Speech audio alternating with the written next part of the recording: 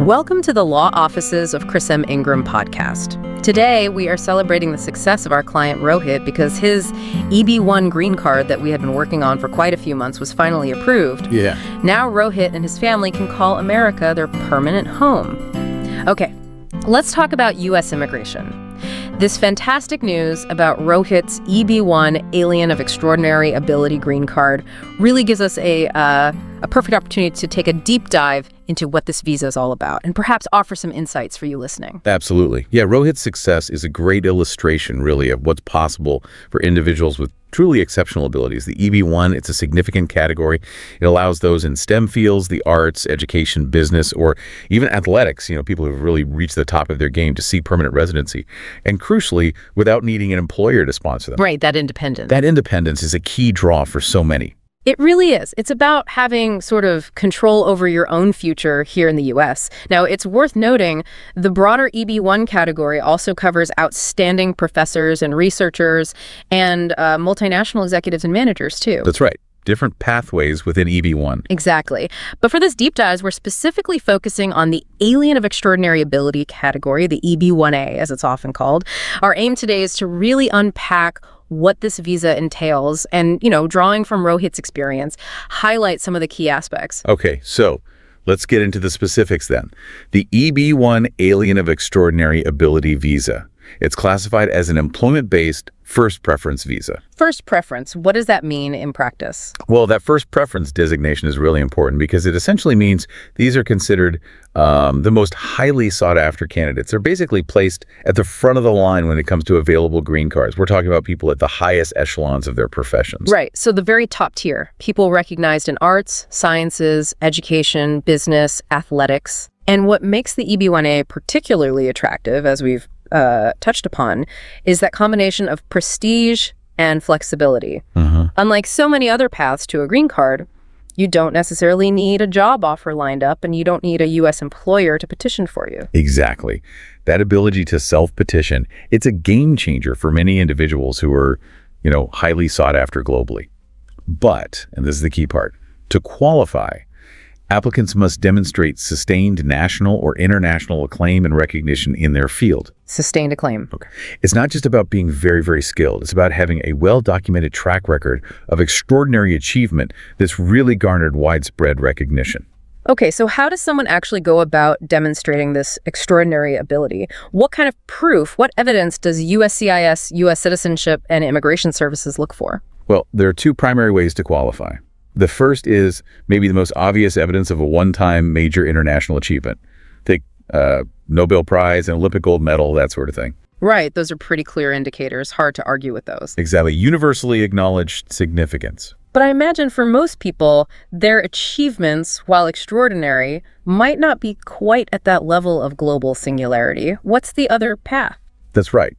The much more common route involves meeting at least 3 out of 10 specific criteria established by USCIS.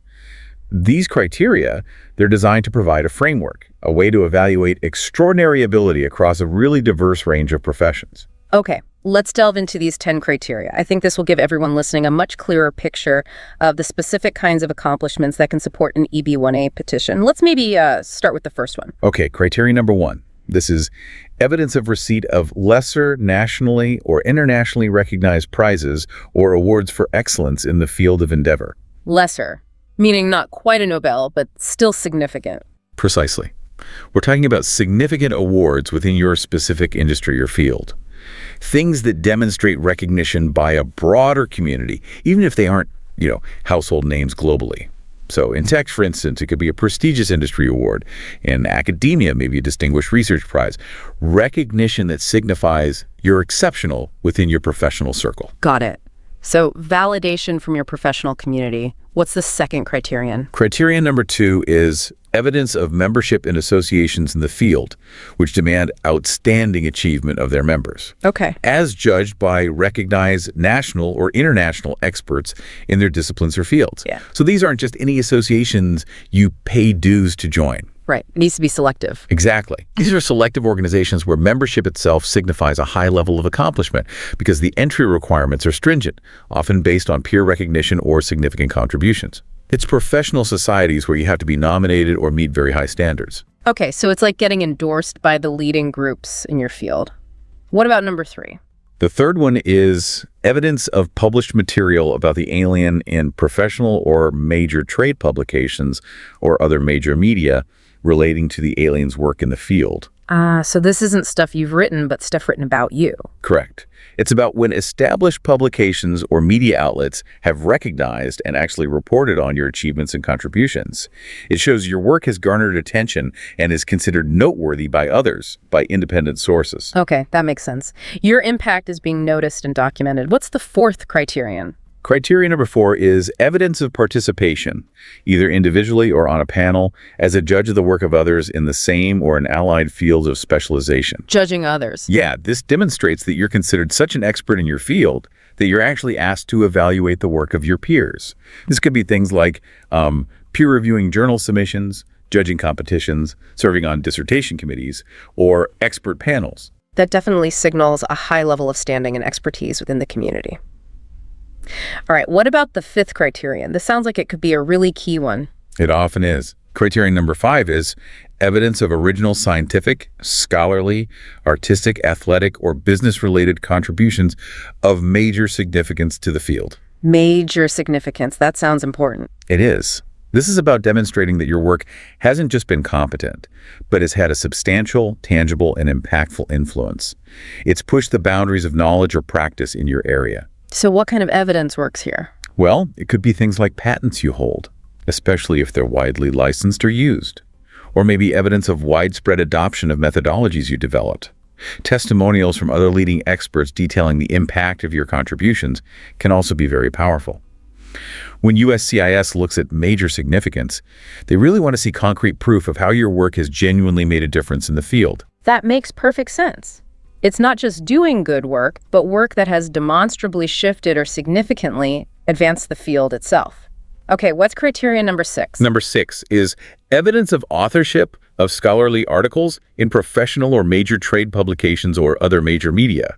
Now, this one is about your own contributions. Right, your publications. Exactly. It focuses on your contributions to the body of knowledge in your field through published work. And here, the quality and the reach, the prestige of the journals or publications where you've been published are important factors. Okay, so actively adding to the knowledge base through recognized channels. What's number 7? Seems more specific. It is. Criterion 7 is evidence of the display of the alien's work in artistic exhibitions or showcases. This is primarily for those in the arts. Makes sense. It demonstrates recognition through things like formal exhibitions in reputable galleries, museums, or other significant, well-regarded venues. So for artists, getting your work shown in important places is key evidence. What about number 8? Criterion number 8 is evidence of having performed in a leading or critical role for organizations or establishments that have a distinguished reputation. Leading or critical role. Yes. This demonstrates that you've held significant positions, not just any role, but one that was vital or influential within notable organizations in your field. It indicates your level of responsibility and impact within that organization. So it suggests you're not just a participant, but someone whose contribution is really essential to the success or direction of a distinguished organization. Okay, criterion number 9. This one often generates interest, doesn't it? The salary one. It does. Criterion number 9 is evidence of having commanded a high salary or other significantly high remuneration for services in relation to others in the field. So money talks, essentially. In a way, yes. It uses your earning power as a more objective indicator of your exceptional value and standing within your profession.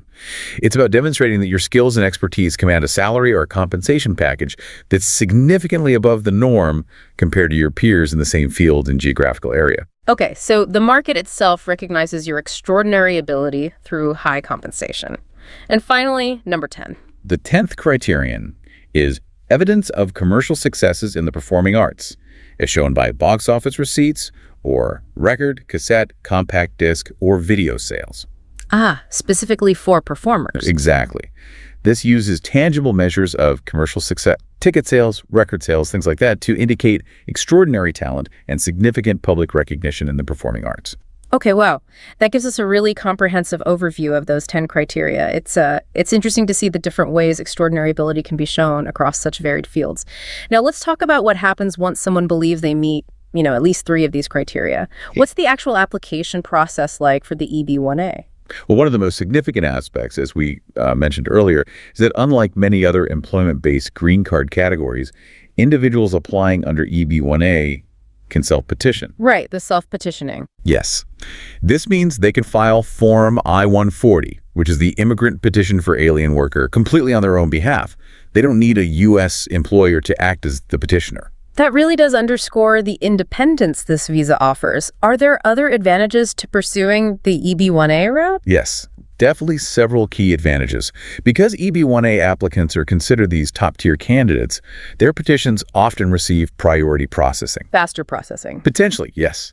It can lead to shorter processing times compared to other employment-based categories, particularly those that require the often lengthy and complex labor certification process through the Department of Labor. The EB-1A bypasses that step entirely. That's a huge time saver. It can be. The rigorous criteria and the requirement for national or international recognition also contribute to this prioritization. Okay, shorter processing times, bypassing labor certification. And what about the ultimate outcome? What does approval lead to? Ultimately, the EB-1A visa provides a direct pathway to obtaining permanent residency in the United States, the green card. Once the I-140 petition is approved, the individual, and importantly their spouse, and any unmarried children under the age of 21 can then apply for lawful permanent residence status. This allows them to live and work permanently anywhere in the U.S. So it's really tailor-made for those individuals who have reached the peak of their careers and have a genuine desire to make the United States their permanent home and continue their high-impact work here. Now, let's maybe bring this discussion back down to earth a bit by looking at the real-world example of our client, Rohit, whose successful EB-1A journey we celebrated right at the beginning. Yeah, Rohit's experience is a really compelling illustration of how the EB-1A can, facilitate the American dream for individuals with these extraordinary talents. Just to recap his background, born and raised in Uttar Pradesh, India, came to the U.S. back in 2015 to pursue his master's degree at Northeastern University. He's really excelled since then and is now a senior product manager technical at a leading cloud computing company up in Cambridge, Massachusetts, focusing on global cloud security products. Impressive. And what were his main reasons, his motivations for wanting to settle permanently in the United States? Well, for Rohit, it sounds like a combination of things. His deep passion for technology was a big part of it, coupled with recognizing the U.S. as just this global hub for tech innovation. Plus, he experienced firsthand the supportive environment here for career advancement, moving from a developer role up to senior product management. He also really valued the dynamic tech ecosystem and the diverse and inclusive culture he found here. So, a strong belief in both the professional opportunities and the overall environment in the U.S. What was his immigration situation before he decided to pursue the EB-1A? Was he facing challenges? Yes, like many highly skilled foreign professionals, Rohit was initially in the H-1B visa system. He had an approved I-140 under the EB-2 category, but the estimated wait time for his priority date, well, it's over a decade. Wow, over 10 years. That's a long time to wait in uncertainty. Exactly. It created considerable uncertainty for his long-term plans and, of course, for his family's future here. Even working for a prominent company, that temporary nature of the H-1B status was a constant background concern. So the desire for long-term stability, for a clear, more direct path to permanent residency for his family, that really made the EB-1A a very clear and attractive choice for him. It sounds like the EB-1A offered him a much more predictable and hopefully faster route. So what was his experience like actually working with our firm, the law offices of Chris M. Ingram, throughout this EB-1A process? Rohit described his experience as exceptional, actually. He specifically mentioned the thorough initial review of his professional profile, which is always the crucial first step. Then, the detailed guidance he received on how to strategically align his achievements with those specific EB-1A criteria we just discussed, and the consistent feedback he got at every stage. That constant communication sounds key. Absolutely. He also highlighted the firm's meticulous research and evidence-gathering efforts. Collecting and presenting the evidence is critical, and he felt it was done in a way that really showcased his expertise and impact effectively.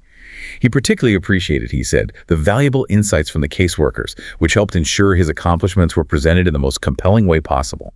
It really sounds like a close collaborative partnership. Were there any particular challenges Rohit faced maybe in gathering the evidence or framing it correctly for the application? Yes, definitely. He mentioned one of the main challenges was precisely framing his achievements to directly address the specific requirements of the EB-1A criteria as USCIS interprets them. It's not always straightforward. Right, you have to speak their language, so to speak. Exactly. He found the team's feedback invaluable in providing the necessary context, highlighting the most relevant aspects of his work, and really ensuring the evidence clearly demonstrated his extraordinary ability. The team also helped him streamline his presentation, focusing on core strengths and, importantly, omitting maybe less relevant details that could clutter the application. That kind of tailored guidance in presenting the evidence must be so crucial. Okay, so after all that work, what was his reaction when he finally got the news, when he found out the EB-1A was approved? Yeah, he actually received the notification email while he was in the meeting. He said he initially couldn't believe it. He had to refresh the USCIS website multiple times just to confirm it was real. I can only imagine. As soon as the meeting ended, the very first thing he did was call his wife to share the news. He described the moment as just one of overwhelming joy, immense relief, and gratitude. Knowing all those efforts over many months had finally paid off. They're now, understandably, making plans to celebrate this huge milestone with their family and friends. Oh, that feeling of relief and pure joy must be absolutely immense after navigating such a significant and often complex process. And based on that experience, would Rohit recommend the services of the law offices of Chris M. England to others who might be considering the EB-1A path? Absolutely, he said, without any hesitation. He specifically emphasized the firm's deep expertise in these specific EB-1 cases, their unwavering professionalism, and their genuine dedication to achieving a positive outcome for their clients. He really valued the guidance, the meticulous preparation, the commitment to success, and just the consistent support he received throughout the whole process. He felt it made it significantly smoother and more efficient than it might have been otherwise. He's apparently already enthusiastically recommended the firm to his network. That's fantastic to hear, truly. Rohit's journey really does highlight the life-changing potential of the EB-1A for those who meet those stringent criteria. Now, maybe let's shift our focus slightly. Let's talk about some of the common mistakes, the pitfalls that can occur in EB-1 visa applications. Mistakes that experienced immigration attorneys often help their clients steer clear of. Yes, that's a really important point to cover. Because even for individuals who genuinely possess extraordinary abilities, the EB-1 application process is incredibly intricate. Overlooking key details or misinterpreting requirements can, unfortunately, lead to frustrating delays or even denials.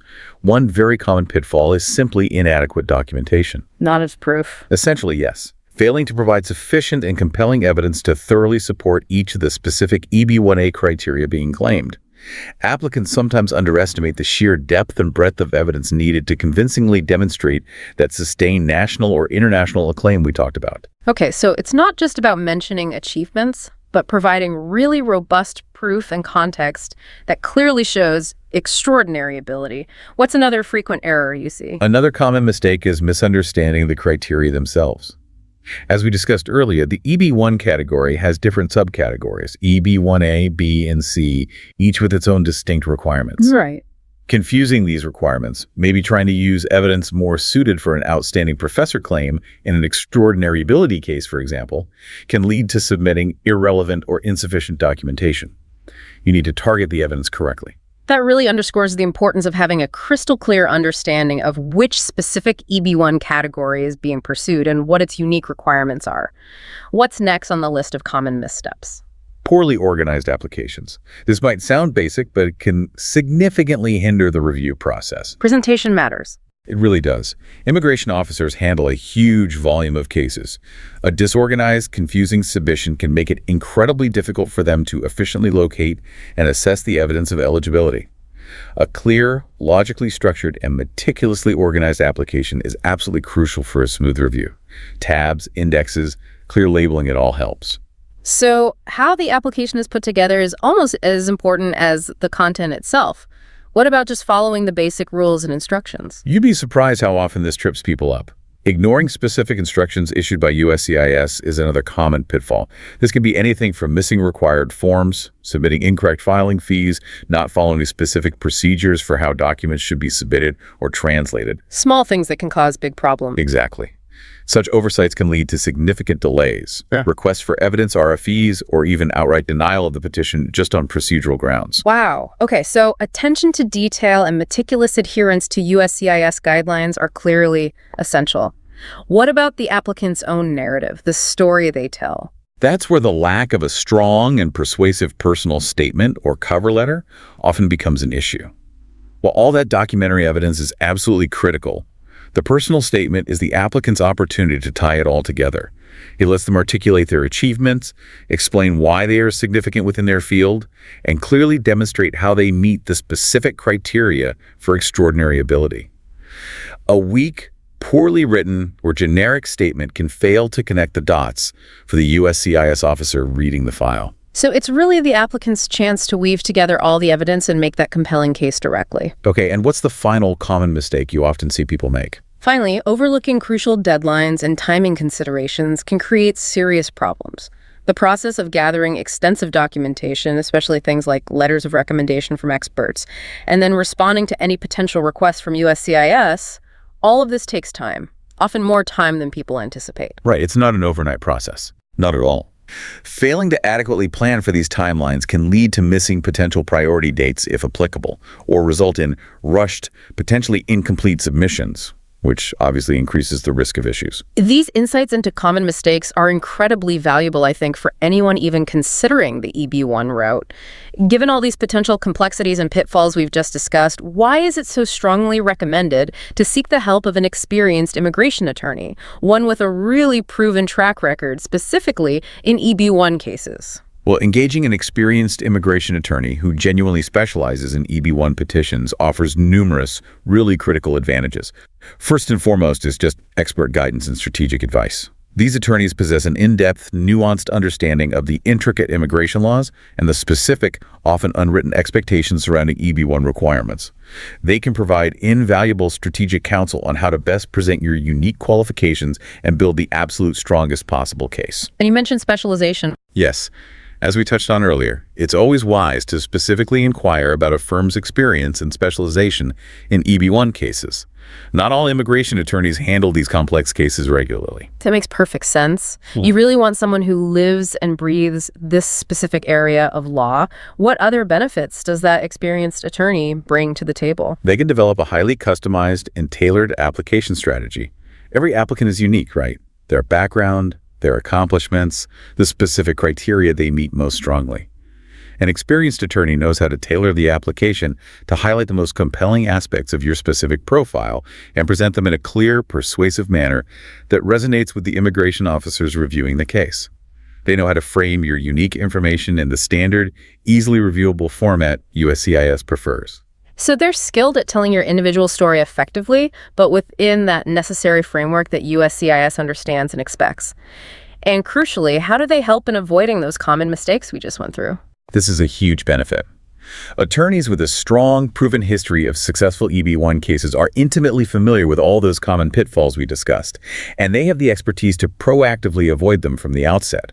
They ensure that your application is meticulously prepared, comprehensively documented, logically organized, and fully compliant with all current USCIS regulations and guidelines.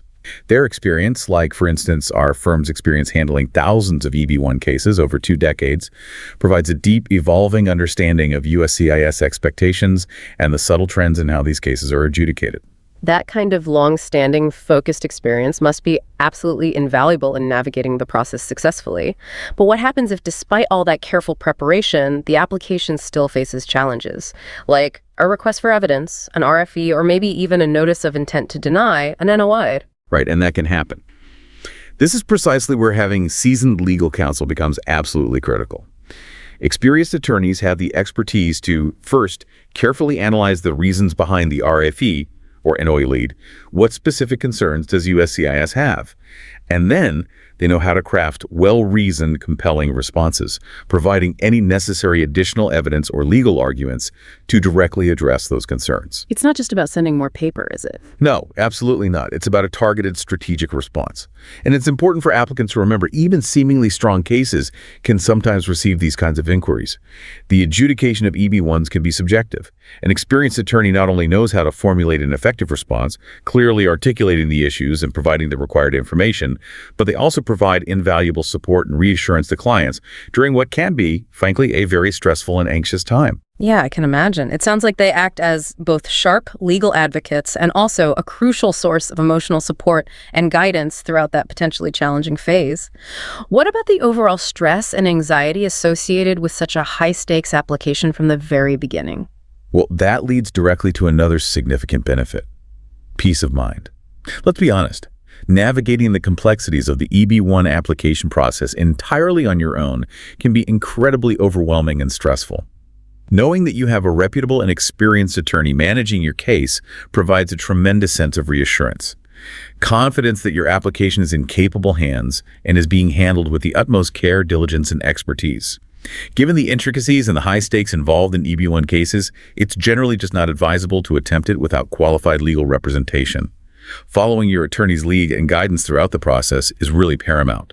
That peace of mind alone must be worth a great deal to applicants going through this intense process. And ultimately, when you boil it all down, what is the most significant advantage of having experienced legal representation when you're pursuing an EB-1 visa? At the end of the day, engaging a competent and experienced immigration attorney significantly enhances your likelihood of success.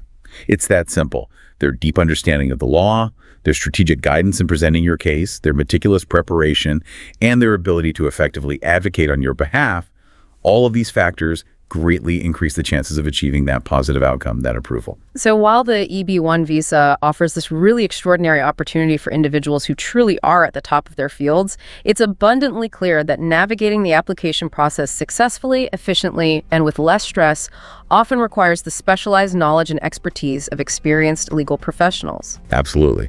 And success stories like Rohit's, they really demonstrate what is achievable. They underscore the immense value of having the right legal support throughout that entire journey. It's always incredibly rewarding to be the one to share the news of an EB-1 approval with our clients, making that call. I bet it is. It certainly is rewarding on our end, too. Okay, that's all for this Let's Talk U.S. Immigration podcast. We hope you got a lot out of this presentation. Feel free to leave us a comment so we can hear from you. Thank you, Rohit, for sharing your journey with us. May we take this opportunity to wish you every success